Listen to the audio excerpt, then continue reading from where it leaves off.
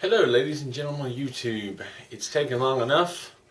I've done all of the Star Wars Metal Earth kits, all the ships. I've done all the Star Trek ships for the Metal Earth kits. I've even done the Walker, which, depending on how you look at it, it's not a spaceship, but anyhow. What I haven't done is any of the droids. So, without any further waiting, here is R2. Finally picked this up. I haven't because I've been buying them locally and there's plenty to work with. I mean, it's not like I've been sitting around without something to do. But the local shop that I picked them up at was out of R2, sold out really quick, and they finally got them back. So it is time for me to crack this open and put together my own little silver R2 unit.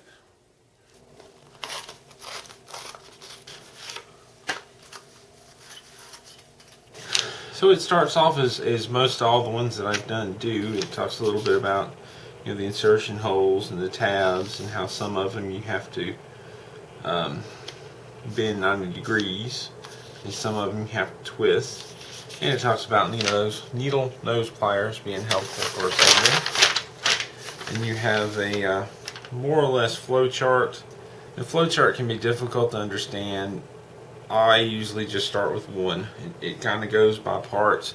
You get to a point where maybe parts are the exact same and the numbers will throw you off a little bit, but just give it some time. The flow chart is doable, but initially a bit confusing. And this kit is one-sided, so that makes it look as if there's not a whole lot to do, but we still have two sheets to work with.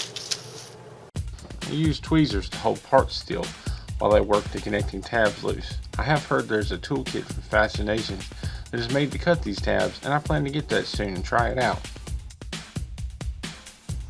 Right from the start, I am rounding parts. Curving things is tricky with this metal. I have learned to use rounded objects to help out.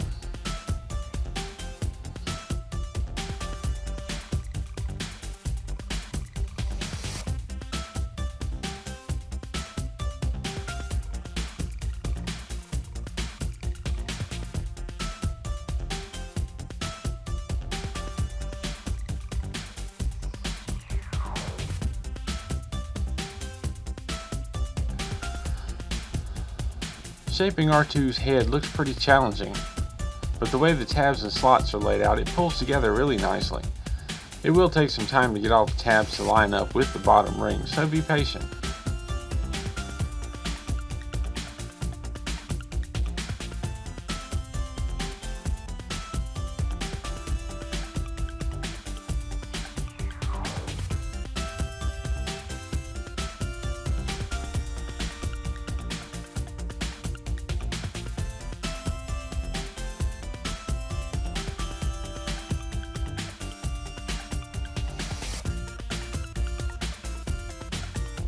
I use a pill bottle to round over the front half of R2's body. There are several little squarish parts that go inside the open circles of R2's body. They mount on the inside and it adds to the dimensions of the model.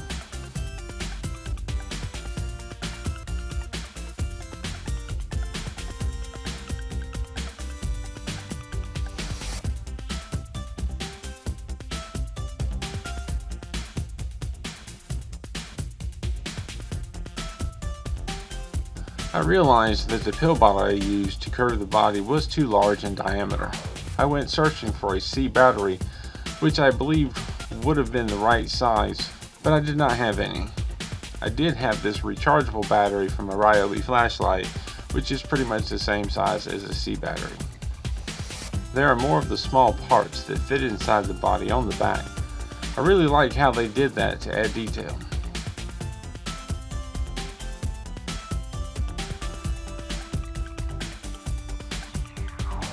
I bent the tabs on one side of the back half on R2 just a little bit. I placed those tabs into the respective slots and it created a kind of hook to hold that side in place while I inserted the tabs on the other.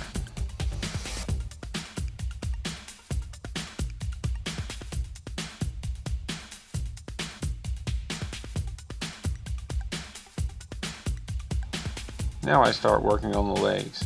I had put this small piece on first before bending the part, which made bending it a little tougher, whereas bending it first then putting the part on might have been easier.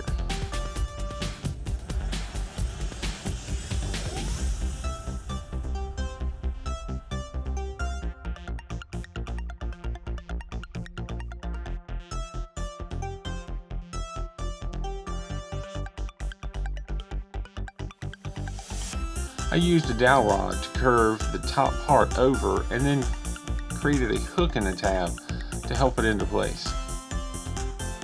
The instructions are not real clear on which way to attach the back of the legs. I made sure to check how the tabs lined up with the body before attaching the back.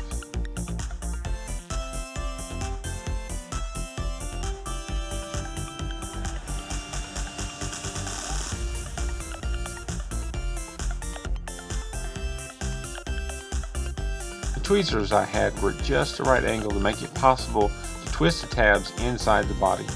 Had the tabs been any deeper inside or any lower down, it would have made it much more challenging, and I would have run into the same problem I did with the TIE Fighters.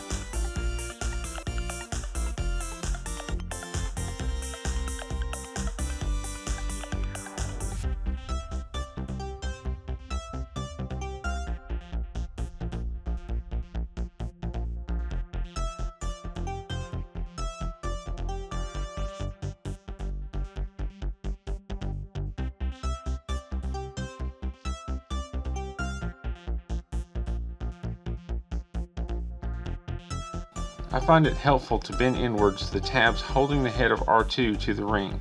The tabs can get in the way of attaching to the body. As is often the case, getting the larger, partially assembled parts together is challenging. It takes time to get all the tabs to line up. It might look as if I'm picking at R2, but I'm using my fingernails to bend the tabs over. I noticed that there was no way to place R2's head so that it was faced straight forward like it does in the picture, and that's okay with me. I kinda like that he's looking off to one side.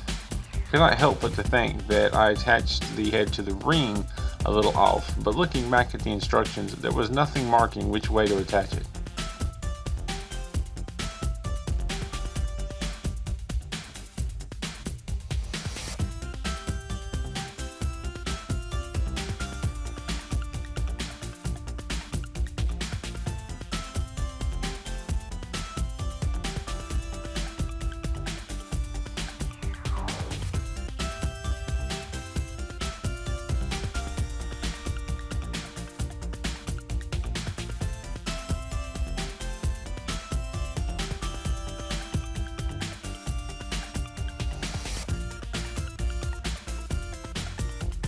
These little cylinders or tubes are so small that I had to use needle nose pliers to help curve them around the needle. My fingers were just not rigid enough. I also learned that bending the tabs at an angle before rounding the pieces is a good idea.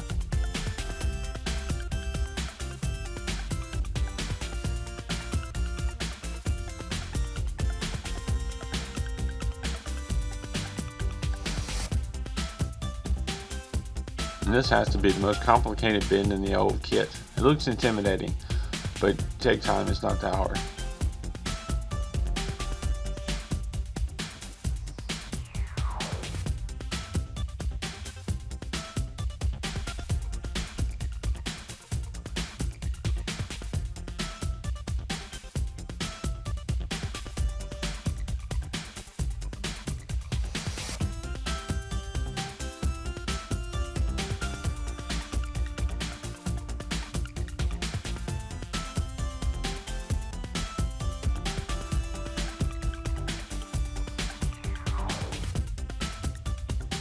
This is another piece that after curling over the sides, I bent the tabs up so I could hook them in place and swing the part into position.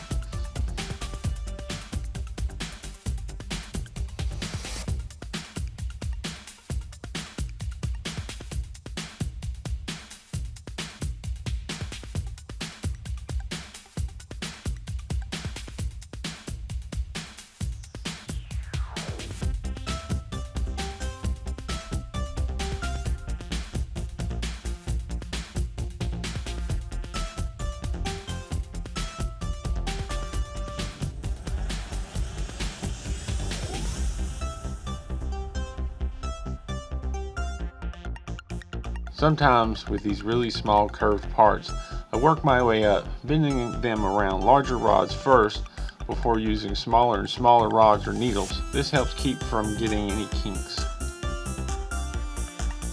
On these small tubes, I suggest bending the tabs at right angles before curving them around.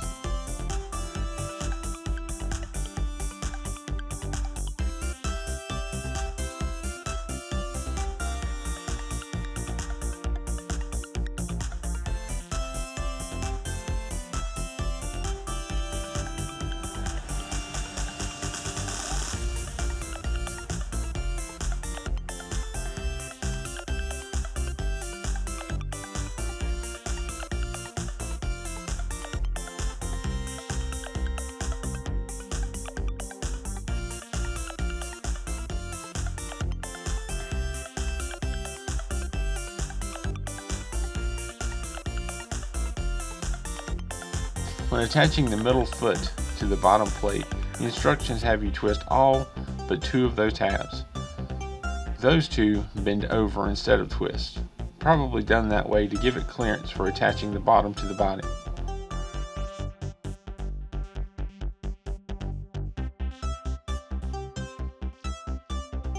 I use the pick to bend over some tabs due to lack of room.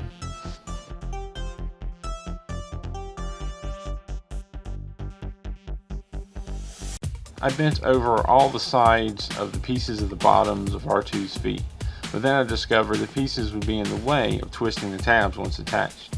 It would be better to leave the sides unbent until securing the tabs, except that waiting until after you've secured the tabs, you have very little room to work and bend those sides over.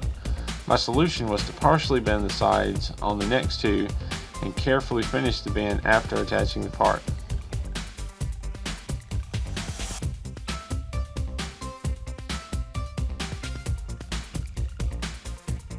When it was time to attach R2 to the base, I decided to start with the side legs and finish with the one in the front.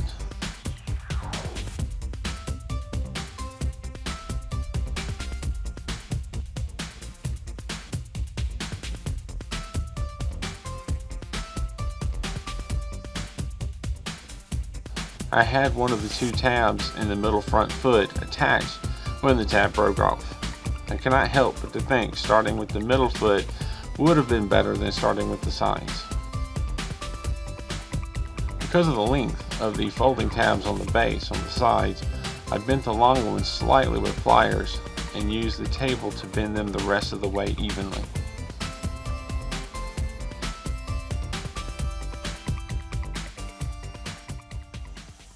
R2 is all finished and done.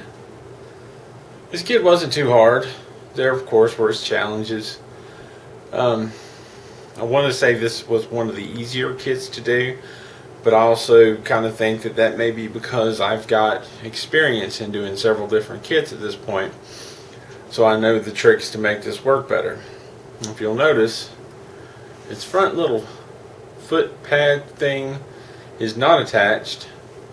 I don't know why or for what reason, but the way it came together, it keeps pulling up on that foot, and I got the front tab in twisted and was working on the back when it just broke, and I can't get the back tab in at all. It's just not working.